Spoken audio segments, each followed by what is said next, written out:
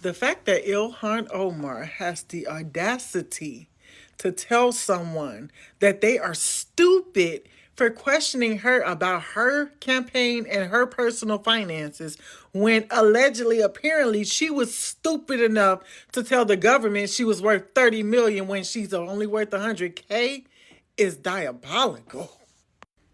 I know I can't tell the government I'm worth 30 million and then oopsies, it's only 100K and get away with it. So why can she?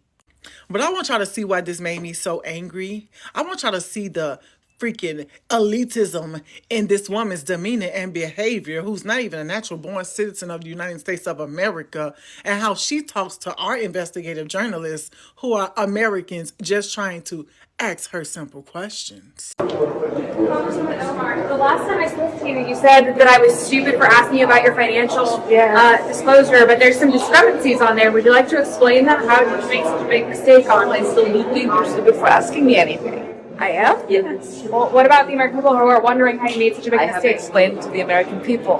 What's the explanation? I have given them the explanation. Do you want to tell our viewers? Because they're I don't want to tell you jack shit. Oh. How about that? Okay. Okay. Have a good day. Thank you, Congresswoman.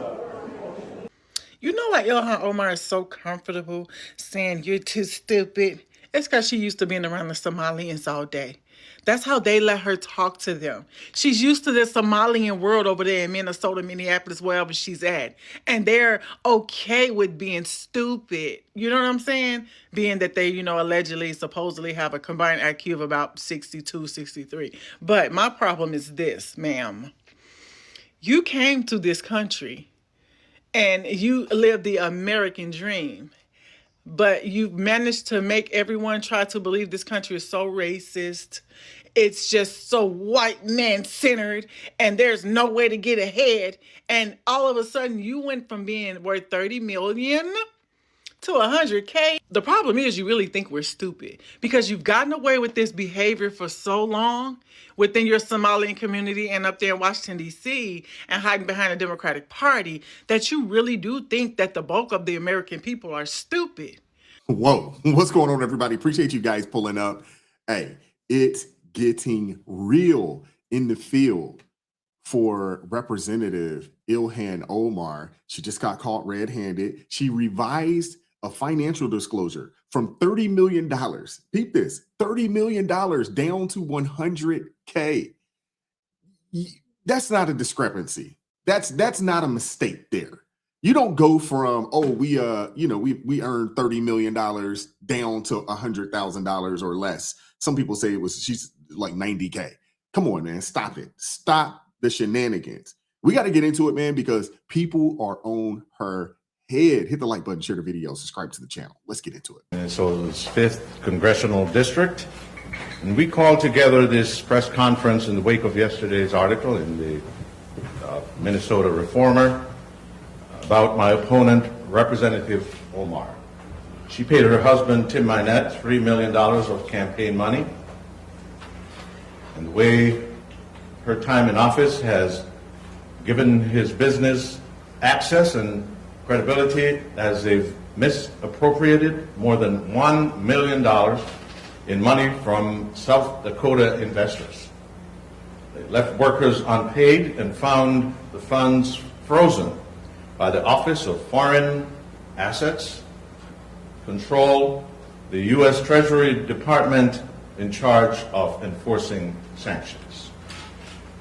Unfortunately, this story is just the latest scandal in a string of new stories about Representative Omar that narrow the focus on her and bring us further from the type of progress our district and our country needs around issues that affect the lives of our neighbors.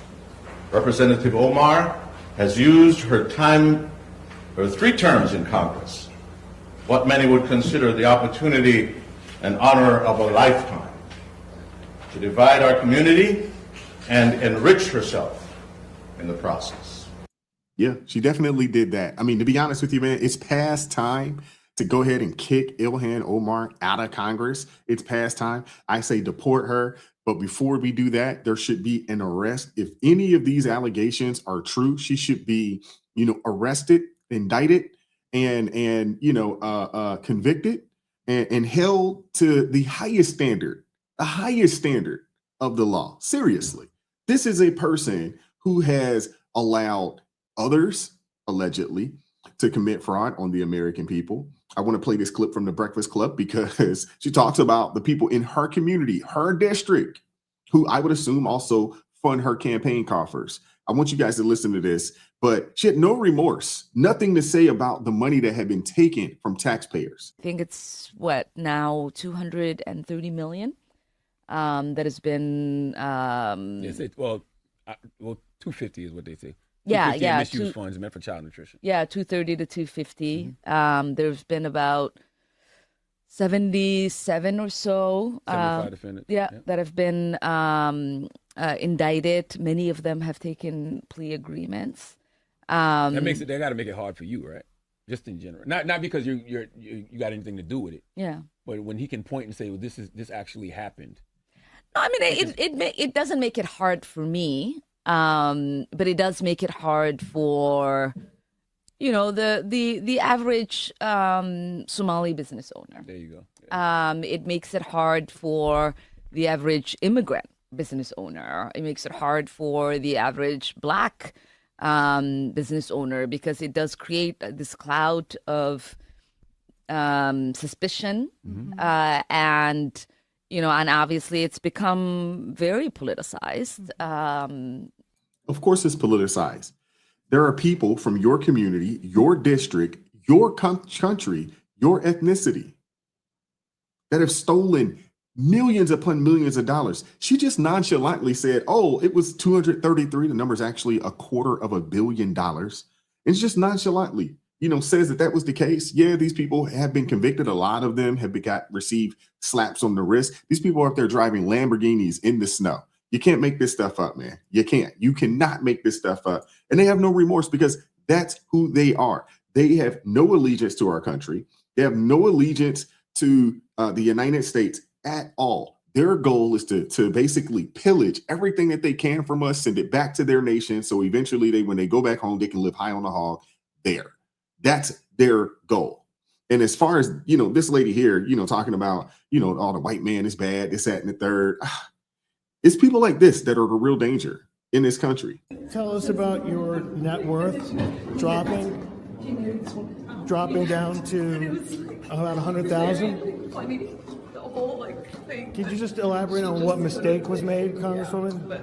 What mistake was made on your financial disclosure forms to bring it down to 100,000 from up to 30 million? Just want to give you a chance to clear it up because people are wondering why it dropped so far down. Does your husband still have the consulting business worth about $8 million? Crickets. This is par for the course for Democrats, though. And to be honest with you, we could probably say the same thing about Republicans as well. But we're seeing this play out in real time. Same thing, with Ayanna Pressley and others out there. They get in office. They're not worth a whole lot of money. They don't have a lot of money when they get in there. In some shape, way, form, or fashion, after a term or two, these people can be worth millions upon millions of dollars and then get on TV with a straight face and say, we got to tax the rich. No, y'all are the rich. Y'all are wealthy. It's so crazy how this thing plays out, man. It is so crazy. Headline about a certain congresswoman's not so stellar record of honesty and competence. Last year, Ilhan Omar's financial disclosure revealed skyrocketing wealth. It showed a whopping net worth of up to $30 million, a 3,500% increase in wealth compared to just 2 years prior. Now she's trying to convince the world that she's actually only worth $95,000. Still quite a jump from 2 years ago, but in an eye-popping revision of her disclosure, Ms. Omar is saying the multi-million-dollar discrepancy was nothing more than an accounting error. How do you have a 29,900,000 accounting error? Whoever that accountant is, they should be fired. They should have their license taken if you make that type of error. In what world is a multi-billion-dollar correction to a person's financial disclosure considered normal? Perhaps this member's accountant, perhaps Ilhan's accountant, is a graduate from the Quality Leering Center. Either way, this about face shows incompetence at best and a cover-up at worst. But this is just the latest in a long list of head-turning stories relating to this member from Minnesota. Ilhan cannot escape accountability much longer. Investigations are ongoing in House committees. The Trump administration has waged war on fraud. Her ties to convicted Feeding Our Future fraudsters are well documented. And her defense of these criminals who stole billions from hardworking taxpayers makes it very clear where her allegiance stands. Make no mistake, if Ilhan Omar is discovered to have been involved in any or to have benefited in any way from any fraud, she must be held accountable to the fullest extent. And by the way, that includes marriage fraud. Shots fired. Pow, pow, pow. I want to hear from you guys in the comment section. What are your thoughts on any of this? Hey, y'all just saw Sheriff Phyllis out of Florida. She just resigned. She's been indicted. She's on her way. It's happening. She stole $5 million, allegedly. $5 million, allegedly. Ilhan Omar, she's next up on the chopping block. And there should definitely be, there should be a war against fraud in our country. We pay entirely too many taxes to have the money just pillaged and stolen from taxpayers. Give us our money back, man, or lower our taxes. Something. But I want to hear from you guys in the comment section. What are your thoughts on any of this? Hit the like button, share the video, subscribe to the channel, turn the notifications on to all so you never miss an upload. Consider joining the ARP family or buy your brother a coffee. That link's in the description box below. And as always, keep God first, stay prayed up. We'll catch up with you guys next time. Peace. It is God who arms me with strength. Yeah, I'm battle ready. He trains my hands for battle. My heart stays steady. But thanks be to God, He gives us the victory. Through my Lord Jesus Christ, fear can't live in me. I was down to the dirt, red clay on my shoes, old pain in my shirt, oh so bruised. And the Lord hit my chest, kicked air from my breath, put power in my step.